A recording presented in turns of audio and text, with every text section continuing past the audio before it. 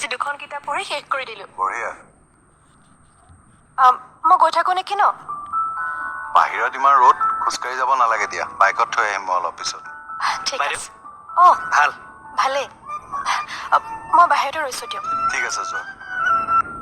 খালি মোক তহঁতৰ ছাপোৰ্টটো লাগে মোৰ কথাটো হৈছে যে তহঁতৰ মোৰ ওপৰত বিশ্বাস আছে নে ক'লে আপুনি বেয়া পাব নহয় গুড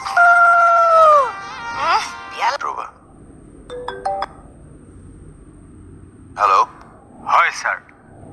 হয় কওকচোন মই শৰ্মা ব্ৰাহ্মণে ক'লো শৰ্মা ব্ৰাহ্মণ হয় আপোনাৰ বিয়াৰ কাৰণে মোৰ বিয়াৰটো ডেট ফিক্স হোৱা নাই কোনে কৈছে আপোনাক কে ছাৰে ক'লে কে হয় ঠিক আছে ৰাখক কি হ'ল হাতত পাণ বটালৈ মাৰাক মাতা গৈ যাবলৈ ওলালো মৰমৰ দেউতা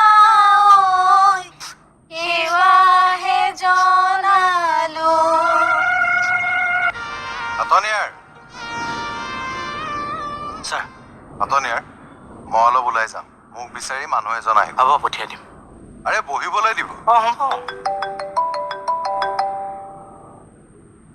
হেল্ল'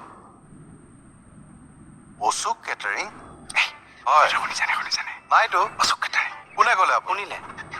মই কৈছো নে একদম চিন্তা নকৰিবা তোমালোক দুইজনৰ বিয়া পাতাৰ দায়িত্ব মোৰ মই চব ঠিক কৰি পেলালো কেটাৰিঙৰ ফোন আহিল অথনি পেণ্ডেলৰ ফোন আহিছে কাৰিকৰ দেও ভিডিঅ' কেমেৰা চব ঠিক কৰি দিলো খালি এতিয়া ভগৱানৰ কৃপাত কইনাজনী পালে হে কি কথা কয় কইনা দেখোন মই আছোৱেই চৰি মেম